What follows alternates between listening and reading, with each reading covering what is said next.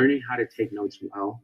It shouldn't be notes that someone else can come in and read and just follow along. It should be personalized to your perfection, to your point. It shouldn't be just everything that you see on a board. It shouldn't be everything that a teacher's talking. It should be important details, key details that will help you come back. It's supposed to be your own personalized way of learning how to take notes, learning how to edit notes, learning how to write your summary. And I think that's the beauty that AVID has done. There are so many ways to take notes. Use them all. What's really important to know about note taking is to set it up however it makes sense to you.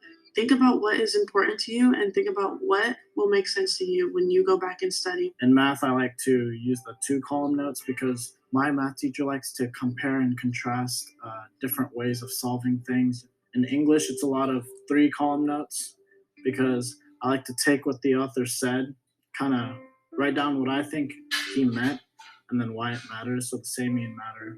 Definitely leave space in between your notes and different topics, subjects, to be able to interact with them. You will not be able to write down everything the teacher says if it is your typical lecture, and abbreviation is definitely key.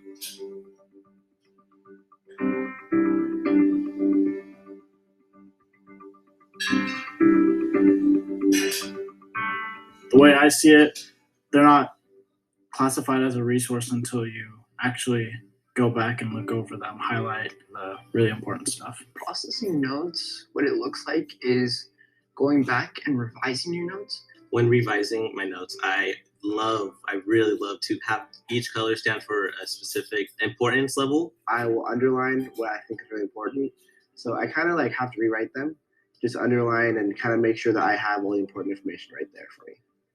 So I do this weird thing is I'll put boxes around different sections of the notes. We also have our most important point. That's where we highlight what we think was the most important points of our notes. Just going back to them is super important because that's where you get your studying, and because if you're not going back, then you're not really studying.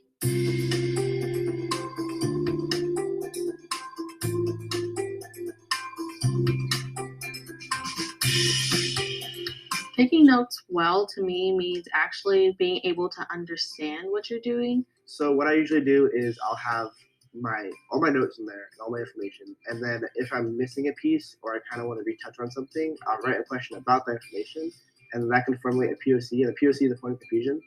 On the little the left hand column, you need to write the custom questions.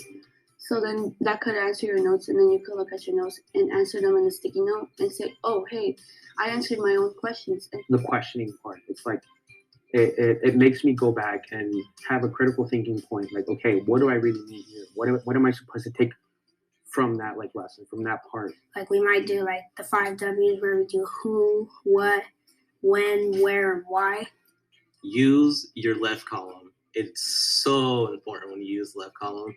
I couldn't get through school without asking questions because if I'm stuck on something, how am I going to be able to keep going? If I don't ask questions, then I'm not really going to be able to get anywhere. So you want to try and answer the questions that you have with your notes so it all comes together and makes sense to you.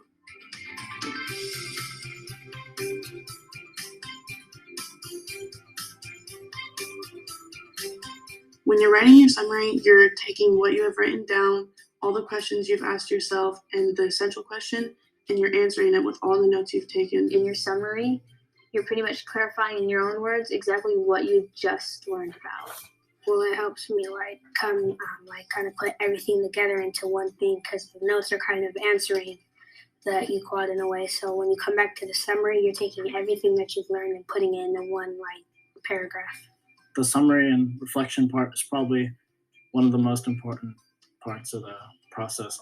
Generally proves whether you truly understand what you just wrote down or not.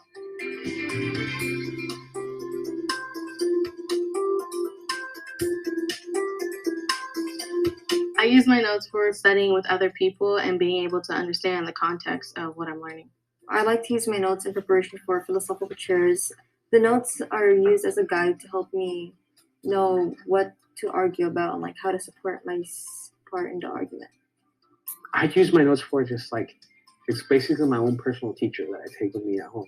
If I'm doing homework and I don't understand something, I go back to my notes It's a personal tool that you can take. It's almost like a phone. You can go up, look up everything that you need. In a real life scenario, I mean, say you have a client who is giving you all this information and specific details that you have to write down and remember and interact with later, so you know exactly what they want. I think in your hardest classes, if you're taking notes and you take a good set of notes, you know, at the end of that lesson, you're just gonna feel great. When I take a good set of notes and I just go back and look and look and look and like I grind it out, you know, it's a feeling of confidence and self-empowerment that you get from that you just feel like you can do it. Like it's almost like a Superman feeling. And I think that's the beauty about notes is that if you can understand yourself, you're like, okay, like, you know, I don't need anything else. Like I got it.